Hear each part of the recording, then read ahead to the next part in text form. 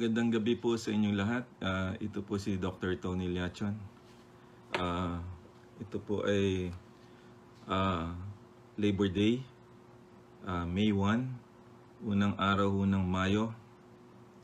At ang topic natin ay Honor Philippine Workers on Labor Day.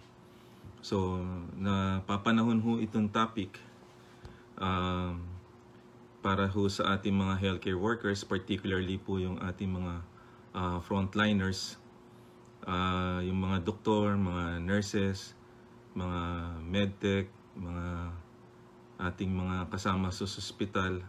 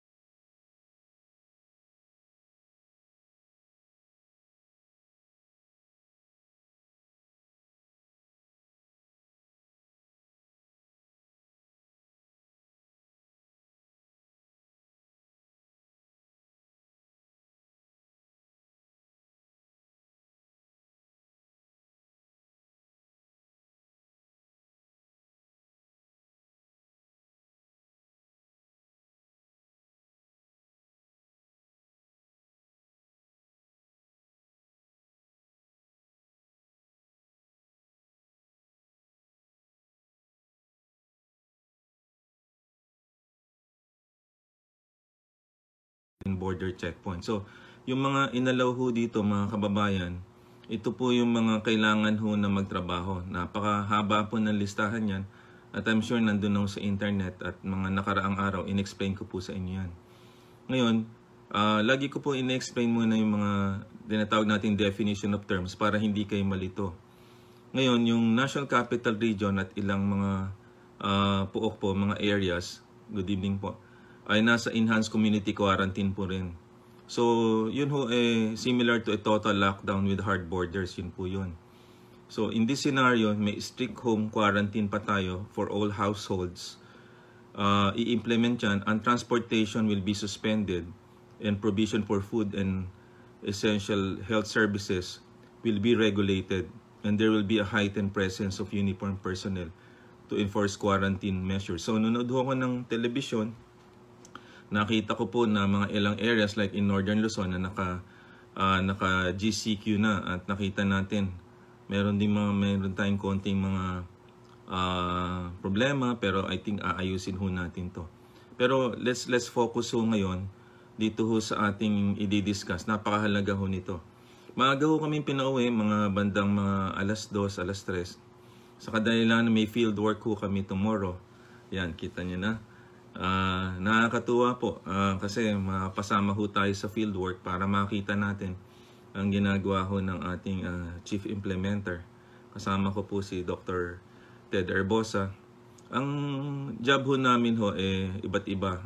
Ako ho in charge ho sa planning and strategy and communication. Si Dr. Herbosa, strategy, planning and operations, dahil number 2 person sa University of the Philippines.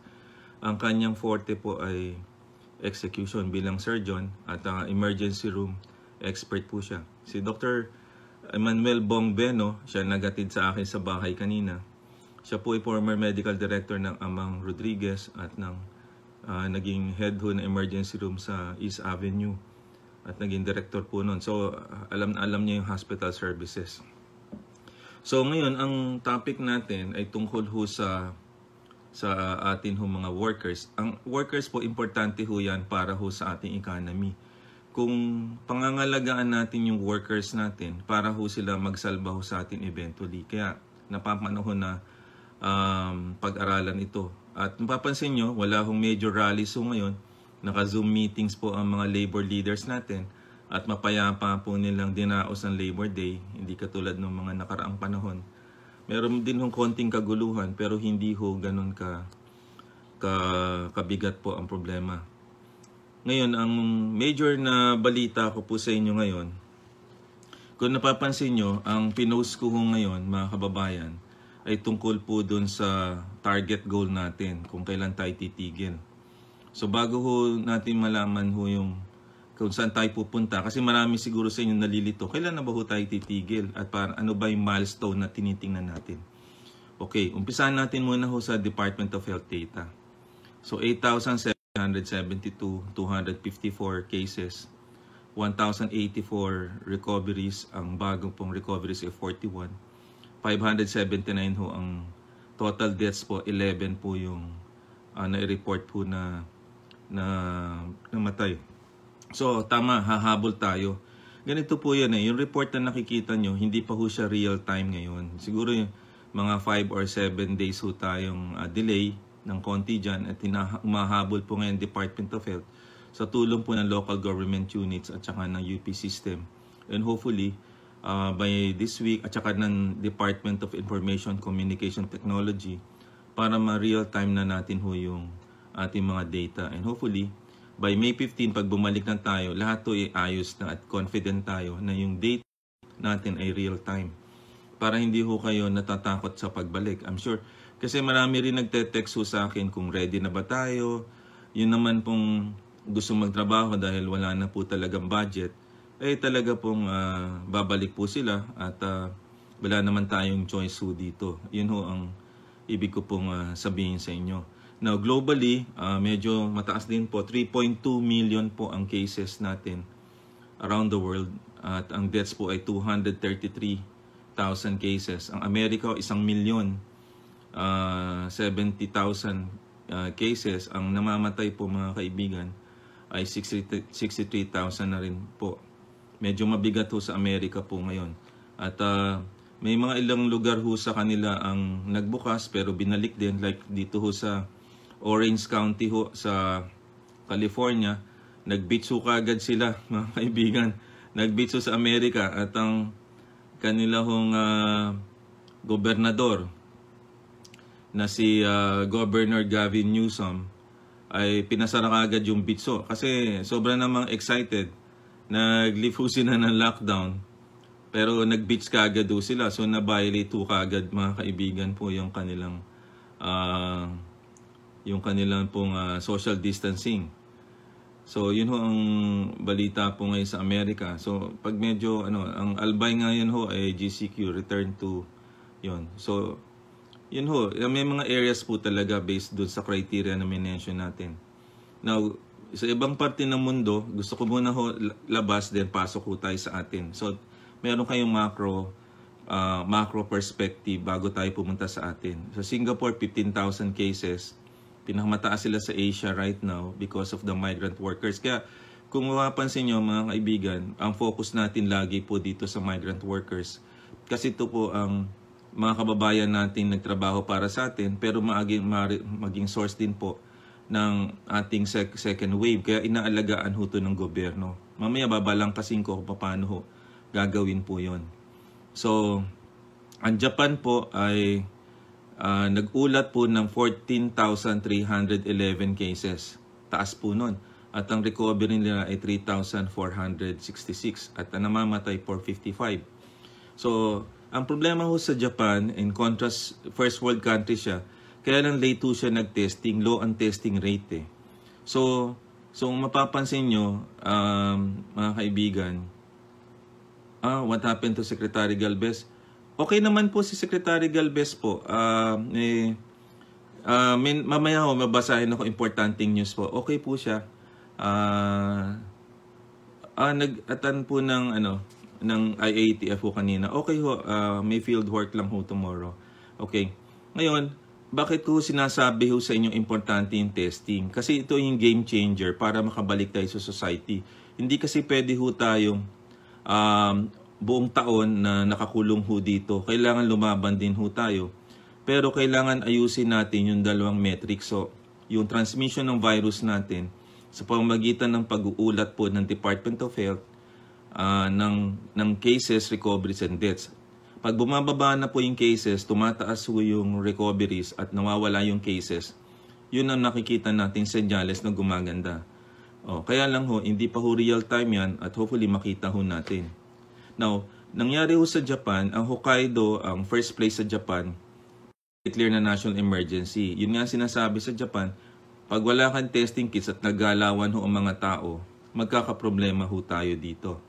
Kaya, kailangan in place na ho yan. Kaya sinasabi natin, yung mga local government units, kung hindi pa kayo nagpipik sa inyong mga cases, ito yung taon ng paghahanda. Ang bawat ho probinsya sa atin ay maging isang country, isang kingdom ho kayo or isang unit na makikipag-contest kayo ng pagalingan versus other provinces. Hindi ho natin pwedeng sabihin natin under one Philippines tayo kasi kailangan i-protect nyo ho yung inyong unit na parang isang country. Kunyari, Vietnam, pinotektahan nila yung sarili nila. Doon nasa border sila ng China.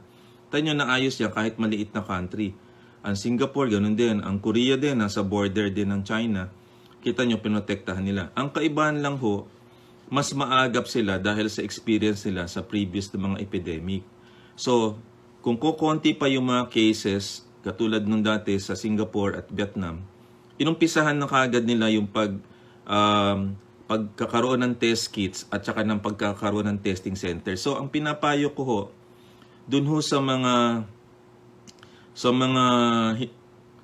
local government units na hindi pa medyo nagpipik, katulad sa Mindoro, may 9 cases tayo, or Occidental, meron hong Marinduque. Yan ho, pwede ho silang mag-declare muna ng ECQ.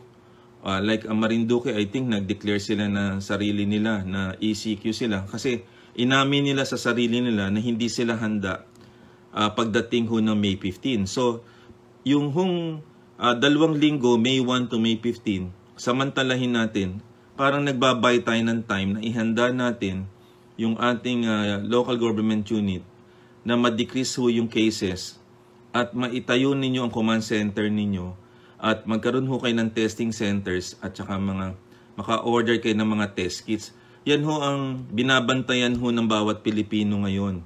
Let's say sa Maynila, sa pagpasok natin sa May 15, or Pasig, or Pasay, Quezon City, tinitingnan natin ho yung kahandaan natin para sa ganun, pagpasok tayo at meron tayong naramdaman, meron tayo kagad pupuntahan na testing center. Okay? Don't forget to share. Opo, i-share po natin. Pasensya na po. I-share ko po itong video. So, yun ho ang sinasabi nating kahandaan. Doon nga pala ho sa hindi makakapanood, ni YouTube ko din po ito. Kasi minsan ho, sa madami nating post, hindi nyo na mahabol. Kasi nag-update ho ako Gusto ko ho, every 2 hours may update ako sa inyo sa mga nangyayari. Kung hindi nyo abutan, pinopost ko ho to sa YouTube para ho makita ninyo, ma-review nyo pa ho yung ibang episodes natin. So, mahigit na 1 buwan natin ginagawa itong updates na to. So, yung sa local government units ho yun.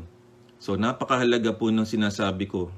Parang sa Amerika din, nagko-contest din ng bawat state sa pagbabalik nila ng ekonomiya. Merong iba nagfo-falter, merong hindi rin po. Alright? So, ang OFWs natin, pagbaba, may one-stop shop. Pagdating ho nila dito, testing na ho sila ng RT-PCR po. Tapos, kung sila po ay negative, may mandatory po rin quarantine. Doon naman sa mga turista na nag-negative, pwede ho sila mag-home quarantine. Pero yung mga endemic areas po, lalo na kung nag-positive, quarantine po kayo. Tapos, bago kayo pauwiin, mag-ano po kayo, rapid antibody testing para makasigurado kung nag-develop na kayo ng immunity. So, ganun ho yun. Tapos, ibibigay na po kayo dun sa inyong local government unit para maayos po natin to. Arigato. Salamat po. Okay. Ngayon, since ang focus natin, tandaan nyo ho focus lang ho tayo kasi nasa execution process na ho tayo. So ano ho yung blueprint natin? ECQ, mass testings, isolation, quarantine area, tapos repurpose the military para bantayan ho ang security natin, then enlist other people to help. Ngayon, nandun na ho tayo, malaki ang function ho ng mass testings kasi ito magbabalik sa ating normal na buhay. Kasi hinanda na tayo mag-alcohol, mag-face mask, mag-ingat, makapasok ng konti, makapag-aral, kung anong gagawin natin. Pero hindi ho tayo pwedeng ganun kung hindi tayo may testing centers para malaman ang ating kalusugan. Di ba po? At mahiwalay natin kung sino sa populasyon natin ang healthy and sick para hindi ho tayo makakipaghalubilo. Kunyari, inuubo ka, senyales na yan, may sore throat ka, nahirapan ka, magpapatesting na. Noong unang panahon kasi, kukunti ang testing centers natin. Kaya ang best way talaga nun, mag-lockdown tayo sa bahay lang muna. Ngayon, hindi naman tayo pwede nun. Kaya dun sa mga best practices, nakita nyo sa South Korea, 400,000 cases test na nagawa. Tapos sa Vietnam naman, ganun din, mga 300,000 test na rin at 600 sites ang tayo nila. So dapat damihan natin yan. So tayo naman sa Pilipinas ay 97,000 total test na nagawa natin at patuloy pa rin ini-increase. So may mahalaga akong balita sa inyo para maayos natin to. The Philippine government is establishing 4 mega swabbing centers para matulungan yung kapasidad ng ating COVID testing. So mega, malaki po to, no? Parang megastar, Sharon Cuneta. Alright. So in a statement released today, the Bases Conversion and Development Authority, BCDA, testing centers will be put on the following areas across Metro Manila. Ang BCDA po, mga kaibigan, sila po yung gumagawa po ng mga testing centers. Napakabilis po ng paggawa po nila, no? Ng mga testing centers. At sasabihin ko sa inyo, naka-attend ho ako ng mga ilang meetings na mumuno ho dyan si Mr. Vince Dizon. Si Mr. Vince Dizon ang mamamahala niyan at siya po ay tinalaga na Deputy Chief Implementer. So, ang mangyayari po dito, sinabi sa amin ni Secretary Galvez na makipag-ugnayan po dun kay Mr. Vince Dizon sa paggawa po ng mga mega swabbing areas. Ito po yun, ilista nyo. Okay. Philippine Sports Stadium inside the Philippine Arena for Northern Sector. Yan, doon na sa mga norte, dyan ho kayo magpapatesting. Ginagawa na po yan. Siguro sa isang linggo, ayos na po yan. Mall of Asia Arena in Pasay City for Southern Sector.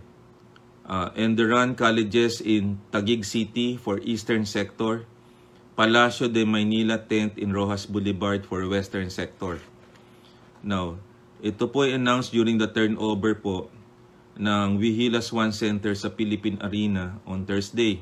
Yung binigay po ng Iglesia ni Cristo po ni Mr. Manalo para ho dun sa atin pong COVID testing capacity para ma-increase pa ho.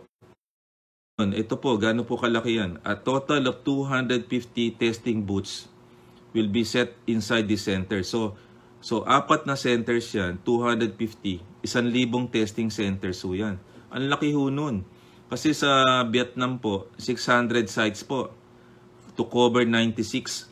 Yan, tama po, Philippine Arena, North Sector, ulitin ko, MOA, Southern Sector, Enderun Colleges in Taguig for Eastern Sector, Palacio de Maynila Tent in Rojas Boulevard. Bawat isang center na yan ay 250 testing booths. Ang tindi ho niyan, 1,000 plus yung iba pang centers na gagawin ho natin. Tama po, mabagal po sa ibang area dahil overwhelmed po sila kaya dinadagdagan ho natin yon. Now, sabi ho ni BCDA President Vince Dizon na siya ho ang ngayon tinalaga ng palasyo sa isa hong letter, official letter ho ni Executive Secretary Salvador Medialdea. Siya po ang magiging Deputy Chief Implementer para ho matulungan ho si Secretary Galvez na magtrabaho po and focus on certain items para lahat to gumagalaw na. Kaya kita nyo pati mga special advisors tumutulong na ho dito na dati nag-a-advise, tutulong pa ho tayo rito. Now, that the swabbing centers will be established through the Department of Health. Yan. Doon o sa bawat probinsya, magtatayo dapat po ng bawat testing area po ang mga gobernador ninyo. Ito hong Vega swabbing na ho to para ho dun sa malalaking area na para makover ho ang buong Luzon. Kasi ito po yung unang kumalat po yung COVID ho, para cover do yung buong Luzon. At doon naman ho sa Cebu, meron ho Vicente Soto, Davao meron din po.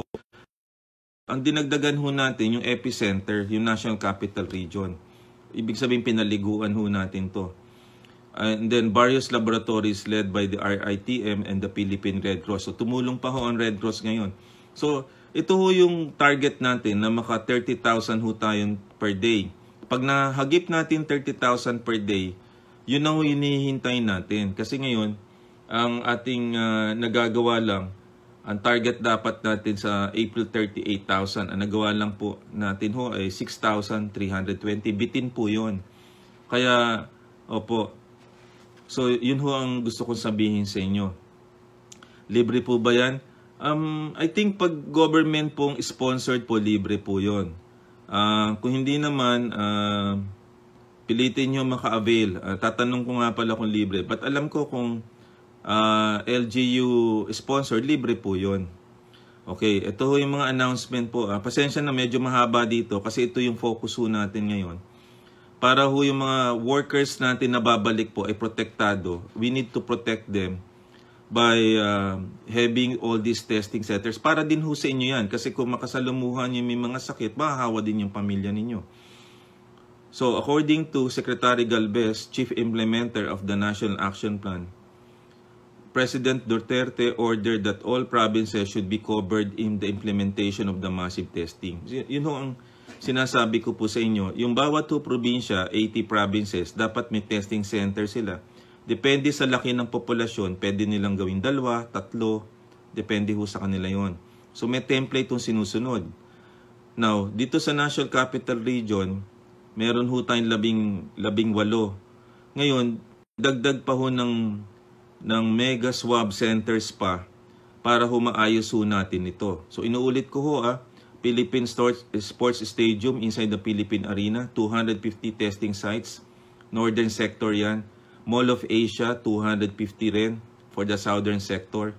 In the Run Colleges in Taguig for the eastern sector, 250 rin po. Palacio de Maynila 10th in Ross Boulevard, malapit ho sa amin yan. For western sector, 250 testing sites. So, napakaganda po ng plano hong ito. Now, Secretary Galvez noted that the government will implement focused and targeted massive testing which include COVID carriers, immediate members of their families, suspected and probable causes, persons under monitoring who had contact with COVID patients, and frontliners, especially the healthcare workers. So, tandaan niyo po yan. So, yung mga binanggit ko, yung focused and targeted na kayo po yung priority. Pero kung may symptoms ho kayo, wag ho kayong mag-atubili na pumunta ho dyan sa mga testing sites niyan at doon sa mga na-set up na po. Now, ang Philippine Red Cross nag-step up na rin. So, maliban ho sa pag-iintindi ng mga supply ng dugo sa atin, si Senator Richard Gordon sa tulong ho ng private sector, ay meron ho nag-set up ho sa national headquarters ng port area. Magbubukas na rin po, maliban ho dun sa EDSA rin na opisina ho niya. So, according to Senator Gordon, yung facility will be constructed in 2 weeks. So, malapit ho yan sa Maynila din. So, dadami po yung mga testing centers natin. So, talagang dapat to massive testing ho tayo. Hindi ho tayo pwedeng mabuhay ngayon sa isang densely populated area na wala tayong testing centers. Di ba ho sa Taiwan, mas marami pa yung hospital kesa ho sa kanilang convenience stores. So dapat ang purpose natin ho ngayon para tayo po ay makabalik po sa ating trabaho, mas marami tayong testing centers ho ngayon na pupuntahan. Yun ho ang purpose ho ng ginagawa natin ngayon. Okay? When operations begin, we'll be able to conduct 12,000, sabi ho ng Red Cross Chair, Senator Gordon, per day. Biro nyo yun, ang tindi. Tapos maglalagay pa siya ng 20 laboratories maliban ho dun sa mga nabanggit ko kanina. So, mga kaibigan, so alamin natin ho kung sino ho si Mr. Vince Dizon. So kinuha ko ang kanyang curriculum vitae at may impress kayo. Siya ho ay magandang lalaki po. Bata pa ho, 43 anyos. Siya ang tinalaga pong Deputy Chief Implementer. Siya po ay CEO and President of the Bases Conversion and Development Authority. Kaya ang ganda-ganda po nung SEA Games natin. Dati po siyang 2011 Undersecretary ng Political Affairs. Alright? Opo, nakaka-inspire po ng mga sinasuggest natin naiisip din ho nila na pare-pareho ho tayo. At dati ho tayo po'y meron. Ngayon ho kasama na ho nila. At maraming salamat ho sa mga suporta ninyo. At na-inspire ho kami na magtrabaho at mag-research pa using the reference model ho ng ibang countries. Maraming salamat po sa inyo. Si Mr. Vince Dizon ay isang nagtapos ho ng master's degree on development economics at the University of Reading in the United Kingdom with distinction, recipient of the British Chevening Awards. Siya po ay nagtapos din po mga kaibigan ng Bachelor of Science in Commerce in Management dito po sa De La Salle with Financial Institutions. Naging professor po siya ng La Salle. At dati po siya naging Chief of Staff po ni Senator Edgardo Angara in 2002. So napakagaling po niya. Hindi ho Vince Dizon, player ng Ginebra 'yon. Vince Dizon po, Vince Dizon. Si Vince Dizon yung magaling sa 3-point shot, player ng Ginebra. Opo, idol ko rin po 'yan si Vince Dizon. Idol ko rin po. Younger version ho to ni Secretary Galvez. At mga kasama natin ho yan. So, okay. So, maganda ho yung mga binalita ko sa inyo ngayon. Talagang ma-excite kayo na ang purpose ho natin ngayon ay parangalan ng mga empleyado, mga workers, mga frontliners, mga government officials, mga essential workers para makabalik ho tayo. So, day na yun. Today, nag-assign din ng isang Deputy Chief Implementer at nag-establish pa ng 4 mega swabbers pa. Kasi ang centrality ng focus ho natin ngayon, aside from generating real-time data, ito pong mass testing sa testing centers. And hopefully by May 15, pagpasok natin, confident tayo. Ayan. Confidently beautiful with the heart. Yan, sabi ho ni Pia. Yan. Pagpasok natin, nakaganyan tayo, alcohol tayo, kung medyo inubo-ubo tayo, meron na tayong pupuntahan na malapit-lapit kung saan kayo nandun. At kung may sakit kayo, di magpahinga kayo. Kasi yung iba, kaya malala dumadating, di nila alam, meron na sila. Pagdating nila sa ospital, malala na.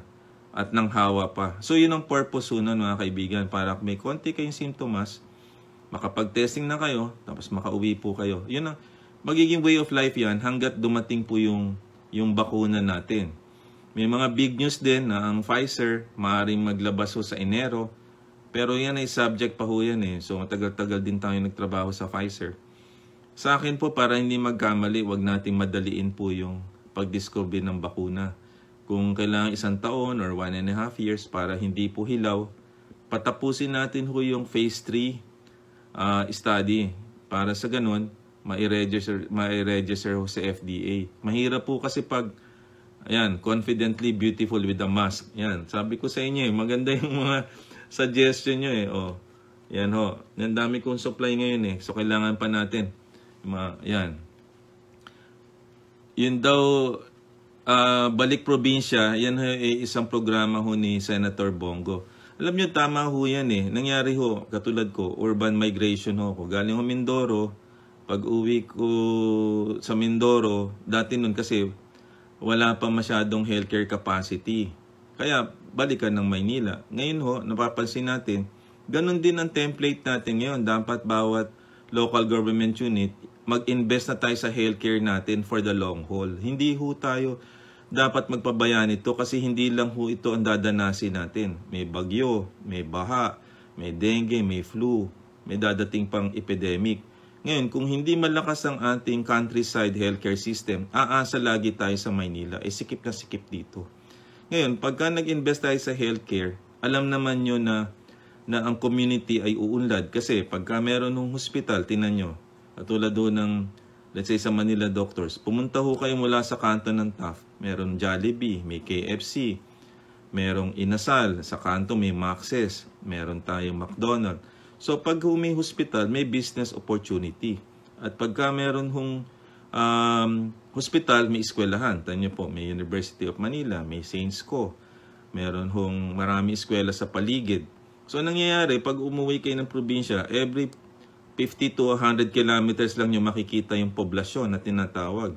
So wala hong development in the countryside. So dapat i-decentralize natin so that meron ding working opportunities in the countryside. Ngayon ho, meron na tayong mga SLEX, NLEX So dapat ho talaga i-develop natin ang countryside para sa ganun, hindi ho densely populated ang Maynila na nangyayari. Maraming sakit na rin ang nakukuha natin.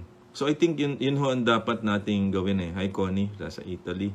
Maraming nanonood sa atin ngayon. So ito yung sinasabi natin na magandang planning.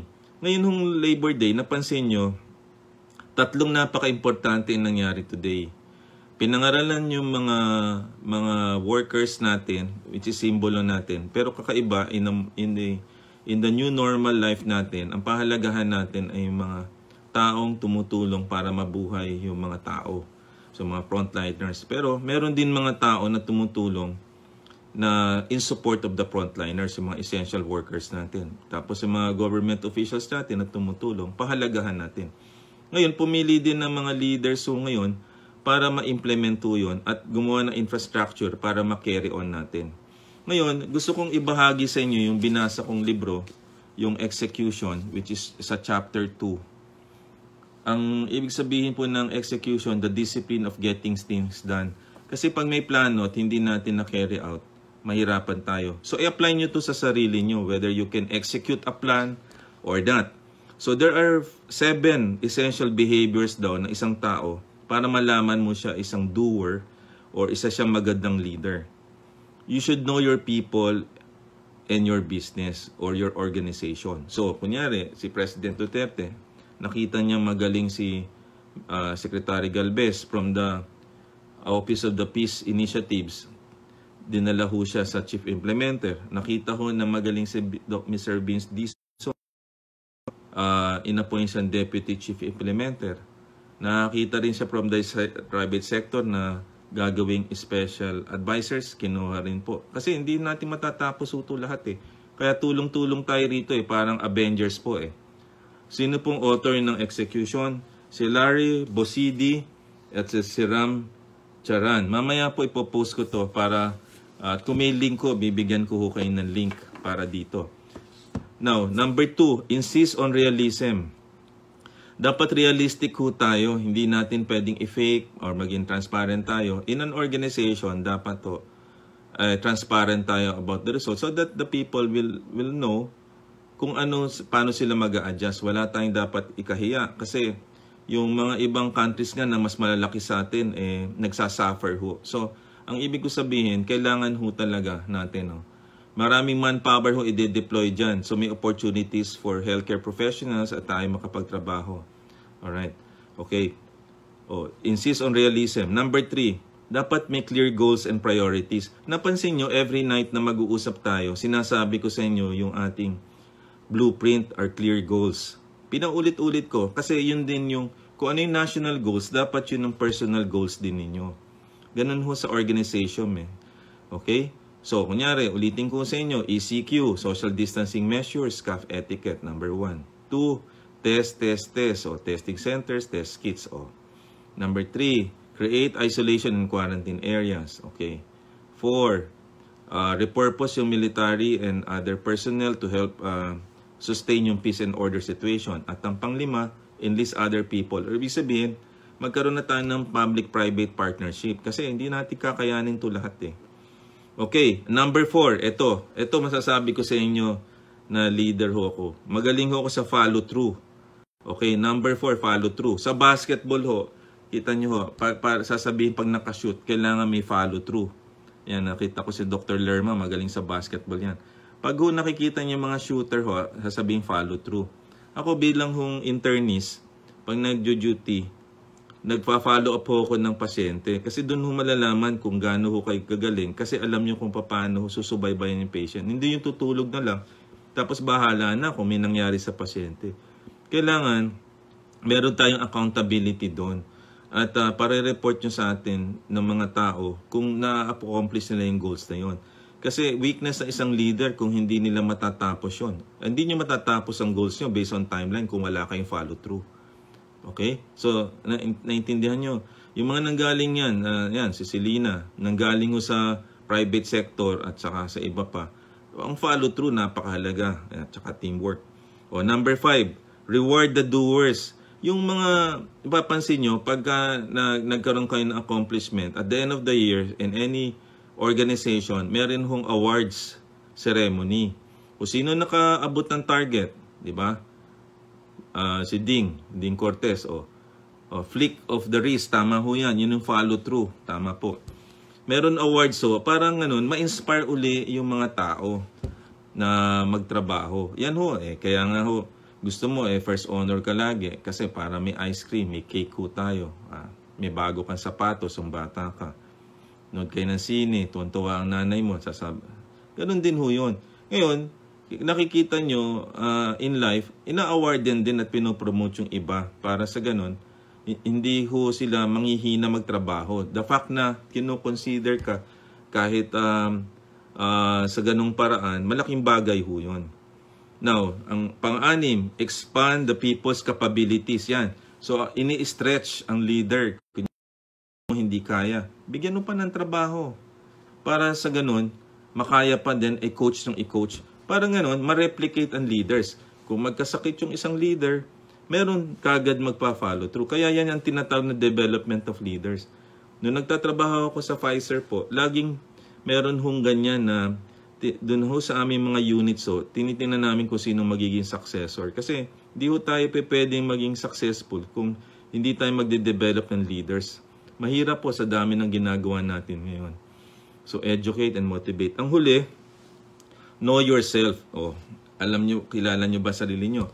In crisis, malalaman nyo dito ang strength of character. Kung hindi kayo makasarili at ang interest ng ibang tao lagi iniisip nyo, meron kayo emotional fortitude, yung emotional strength, na kahit binabatikos kayo, ay hindi kayo umaatraso yan. Hindi kayo nanghihina ng loob. Bagkus pinapakita nyo na resilient kayo, na kaya nyong bumangon. Yan ho yan. Kung may magkasakit sa pamilya, kailangan po na yan, leadership development plans po, LDP, tawag ho dyan. So, dapat may emotional fortitude ho kayo. Yan ho isang tatak na isang leader. Hindi ho yung pag kami nangyari, iiyak na lang kayo sa isang tabi. Hindi po. Succession planning, tama po yan. Mas magagaling pa pala kayo. Turuan nyo nga ako. Educate and motivate, no? Now, ang isang leader din dapat authentic. Yung tunay. Hindi ho fake. Ibig sabihin, alam niya kung nasan lugar siya. Self-aware din siya sa kahinaan niya. Para sa ganon, masabi niya sa kanyang boss, boss, para hindi ko kaya to Kuha tayo ng isa pa para tulungan tayo. Ngayon, pag walang ganon talent sa organization, tatawagin mo yung human resources ho natin. Di ba? Malakas ang loob, tama po yun. Emotional fortitude, that is the term. Yan. Yan ho sinasabi. Yan. So, kuha ng isang talent, no? Tapos self-mastery. At ang huli, humility. Hindi ho pwedeng mga kaibigan na leader na hindi ka humble. Hindi ka pwedeng arrogante. Kasi pagka tayo pumalya, nakakahiya naman po yun. So dapat lagi tayong humble, no? Oo. Nagpapasalamat kahit matatapos na yung pandemic. Ang prediction ng Singapore Artificial Intelligence, matatapos ang Pilipinas July 8. July 8 po. Oo, kasi yun ang prediction. Kung gagawin natin itong measures na to, tapos masunurin tayo, matatapos natin ito, tapos pigilan natin ang mga outbreak. Ngayon, napapansin nyo, mga kaibigan, yung ating mga kababayan, parang minsan nagre-reklamo. Ito ipapayo ko sa inyo. Siguro dapat may ingat tayo do gusto natin magtrabaho. Ang tawag ko dyan ay cautious optimism. Ako gusto kong bumalik sa trabaho sa May 16. Alright. Pero nag-iingat din ako, baka ako magkasakit. So hindi naman ho yung atat tapos kinalimutan mo naman yung sarili mo at nagkasakit ka.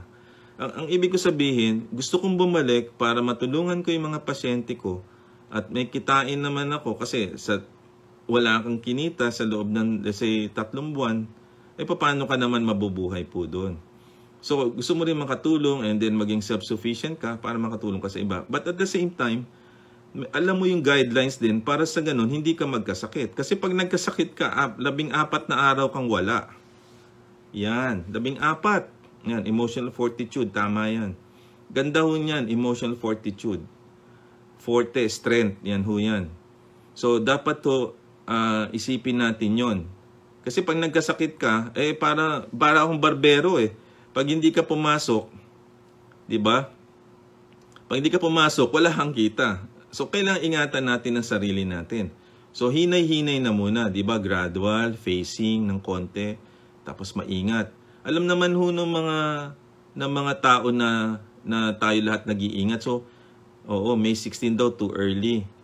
Oo, mahal magkasakit. Yan ang sinasabi doon sa isang post sa Viber na hindi ko ma-post kasi baka ma-offend kayo. Totoo naman, pag nagkasakit nga naman, milyon na nga abutin nga naman sa hospitalization. Di mag-ingat tayo. So, let's say, kunyari, ako, 30 patients ang tinitingnan. Siguro, mga 10 na lang muna. Tapos pacing. Kasi may social distancing. Hindi ho pwedeng magtabi-tabi ho sila doon. At eventually, meron by appointment yan at may app. Yan nga pala isasuggest ko nga pala sa hospital. May app po na nakita ko na napakaganda na ginawa ko ni Mr. Ricky Dagilet na ilo-launch siya May 15 at nakalista ka doon at pagka gumalaw po yung pasyenteng nasa loob, aangat po siya. Ibig sabihin in 5 minutes, kailangan nandun ka sa clinic ni doktor. Pag gumalaw ka naman, lilipat din. Ganun ho, napakaganda. Ang dapat gamitin na talaga yung digital technology ngayon sa pagtulong sa tracking at saka sa buhay natin. Kailangan maging wais tayo ngayon. So habang nagkakaroon ho tayo ng ganitong adjustment, be careful din kasi baka tayo magkaroon ng small amplitude outbreaks. Kasi tandaan niyo, meron ho tayong mga bagyo from June hanggang December. At tinataya na 20 typhoons ho yan. Hindi naman lahat malakas. Pero may mga time talaga na babahain at may magkakasakit sa inyo. Kaya di ba ang sinabi ko sa inyo, use the May for your vaccination for flu and pneumonia. And then, linisin nyo yung inyong kapaligiran, lagyan nyo ng mga screen kasi baka kayo magka-dengue.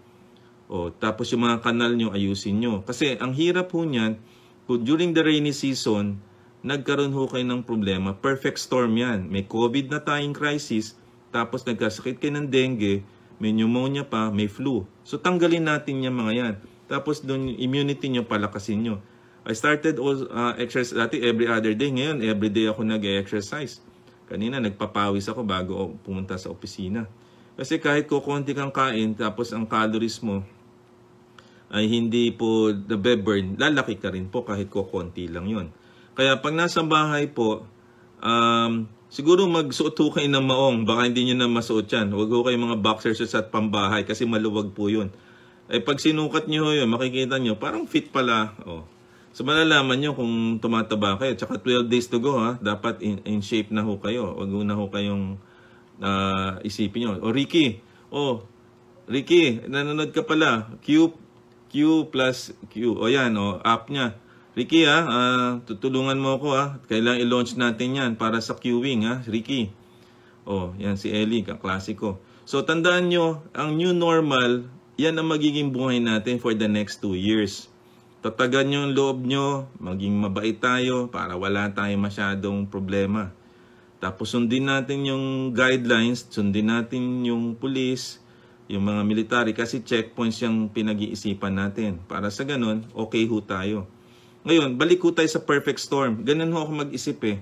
Itong May natin ho, itong May, gawin na nyo lahat para gumanda ho, personal. Yung inyong immunity, mag-exercise kayo. Ihanda nyo uli yung mga bagay-bagay nyo, yung handa na yung mga bag ko nga doon. O, tapos, tingnan nyo yung family nyo kung okay din, ang bihisan nila, yung titira nila, nalinis ba nila yon. Baka mamaya nandun may dengue rin. O, pag naayos na, tingnan nyo yung workplace niyo. Nakausap ko na yung secretary ko, o nakausap nyo naayos din sila, o protection na. O tapos saka nyo i-announce yan. O yun on the personal level. Okay.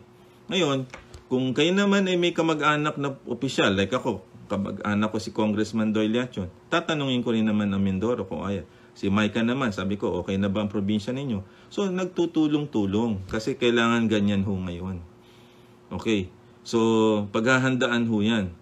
Medyo i-anunsyo ko pala, May 9 pala, magle-lecture ho ako. Meron na imbitahan ho tayo sa isang how to flatten the curve. So, yung meron ho, ngayon nagle-lecture sa kababasa po. Pero, siniseryoso ko ho ito para matulungan ho kayo, tutok ho tayo rito. So, itong May 1 hanggang May 30, o May 15 muna, prepare niyo yung sarili nyo. And then, on a national level, dapat ma-prepare na rin yung mga bagay-bagay. So, nasabi ko na yung goals kanina. What are the criteria from the World Health Organization for countries considering lifting of the COVID-19 restrictions? So, may ballpen kayo? Okay. Okay, number 1. Transmission is controlled. Ibig sabihin yung COVID. Paano nyo malalaman yan? Sa report ng Department of Health tuwing alas 4. Okay, ng hapon. Kaya kung nag-i-increase ang cases, kumukunti na mamatay, yung recovery. Pero hindi yan real time. So, eventually magiging real time. So, yung blog ho ni Dr. Benji ko, yun ang sinusundan ko. Kasi BS Math, EPI, PEDIA, Infectious Disease, meron ho siyang daily blog na sineshare ko. Kasi tinatrack down niya ho yun. Doon, Department of Health, sa last 4 days po, meron na rin po silang infographic. I-share na. Share lang tayo ng share. Okay? How much po ba ang flu vaccine? Mura lang yan, ma'am. Parang 500 pesos. 500 pesos po. Tapos yung pneumonia vaccine, hindi ko alam kung magkano po yun. So, anong pangalawang criterion po? Pangalawang criterion, ang healthcare system capacities are in place. So, yung mga mega swabs natin centers, ready na ba? Sa probinsya, yung testing centers, yung command center, ready na ba? Yung mga PPE nyo, ready na ba? Yan. Yung mga mask nyo, ready na ba? Okay, number 3. Outbreak in hospitals should be avoided. Okay. So, kung meron na tayong mga drive-thru or detached testing centers not in the hospital, we can prevent na hindi ma-infect yung mga doktor. Kaya dinadamihan natin yung testing centers. Biro nyo, mahigitan natin ng Vietnam dun sa mega swab na yan. More than 1,000 na tayo. Ang Vietnam for 96 million Vietnamese, 600 yung sites nila. Number 4, criterion. May ballpen ba kayo? Sinusulat nyo? Alright. Ang vaccine daw ng pneumonia 2.5. Opo, may nagsabi na. Okay. Preventive measures are in place in workplaces and in school. Ay, ang misis ko ang magaling ho sa occupational medicine. Hindi nyo natatanong, misis ko ay Vice President ng Philippine College of Occupational Medicine. Naku po, sa ulado po ang guidelines ho ng DOLE at ng Kaya, biro nyo, katabi lang nyo, ano ba ang guidelines niyan? Di may encyclopedia kang katabi. Imagine yung kaswerte ko. So, yung knowledge niya, tatransmit lang niya. Tapos kung kailangan aralin, andyan lang ho yan. Yun ho ang point na ibig ko sabihin, sharing knowledge Alright. Number 5, importation risk can be managed. So, siguro sa 3-4 na araw ka nagle-lecture, 50% ang lagi kong mine-mention yung overseas contract workers. Bakit po? Kasi yung second wave sa Singapore, na first world country na role model, ay biro nyo po nagkaroon po ng second wave dahil po dun sa migrant workers. So, iniingatan ho at ginagawa natin ng paraan na maayos ho yun through Secretary Galvez, DOH, and Department of Health, IATF po. At ang pang-6, Communities are educated. O, educated ba kayo? Basa kayo ng basa. Okay, are you engaged? Are you empowered? Na pagka nagkaroon ng kalamidad in your community, pwede kayo mag-step up. Pwede kayo tumulong. Nakita ko yung kaklase ko si June. O, sa Bacolod. O, so, kailangan lahat tayo engage ho doon. Share the information. Hindi naman, this is not the time ho para magdamot tayo ng information. All the more, kung sino may expertise yan, share lang na share. Para sa ganon, maging okay tayo. Nakita ko nga sa social media, only 10% ang negative eh. Almost 90% positive na mag-return tayo to normal. So ngayon, ni-roadmap ko kayo ng May, June to December, sana wala hong small outbreak. Based dun ho sa nabasa ko, baka daw magkaroon tayo ng mga maliliit na outbreaks. Sana mapigilan natin yan. So kung may mga testing centers, may nagbukas na po ba sa may airport? Meron po. Dun ho sa airport natin, 1 and 2, sa pagsalubong ho sa ating mga OFW, meron na po doon, one-stop shop po yun. Alright. Okay. So kanina nga din, may isa akong kaklase sa medicine, may uuwi daw yung anak, kaibigan niya. Ang suggestion ko, kung hindi nagmamadali, wag mo nang sumabay dito sa pag-uwi ng mga OFW natin. Okay? Educate the people. Opo, tama po yan. Alam niyo po ba ang word na doctor comes from the Latin word docere, means to teach. Yan, to teach. Kung hindi niyo po alam, to teach. Docere. Kaya ang doktor, ang una nilang ginagawa, magturo bago mag-heal. No? Wala po akong comment to doon sa mga pogos na ganyan. Alam niyo, hindi ho ako political para maayos po. I'm a good soldier. Ayoko pong ma-involve sa ganyan. I stay on my lane. Yan ho isa sa natutunan ko ngayon. Pag hindi ko expertise, hindi po ako nagko-comment. Wala po akong karanasan kung bakit ganun ang mga decision ho. I can just comment on things na alam ko po related sa health, related sa education. Yun lang po. You know, yan pneumonia vaccine 2,500, flu vaccine daw sa Mercury 480. Yan sinabi na, magpaano kayo, magbabakuna kayo, tapos maglinis kayo. Yan. Compassion, tama po yan. Okay. So maraming salamat po. So ang gusto kong ipang-ending ho sa inyo ay nanggaling po dun sa sa libro po na Great by Choice. Yan. Great by Choice. 2 libro binabasa ko at bagong-bago pa nga Okay. Ang ibig sabihin, ang author ho nito si Jim Collins. Kung ang ambition lang nyo to be good, dapat to be great. Kasi good, lahat tayo good na So, in times of uncertainty, chaos, kailangan meron mag-step up sa atin. At lahat tayo, kung great lahat, di great country tayo. So, yan ang sinasabi nitong Great by Choice. So, 2 libro ang shinare ko sa inyo.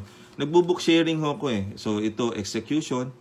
Ito libro na pinimigay natin ng Pfizer noon sa amin strategic planning Binigay din sa akin to ni Dr. Eugene Ramos ng Medical City. So, may 2 ako nito.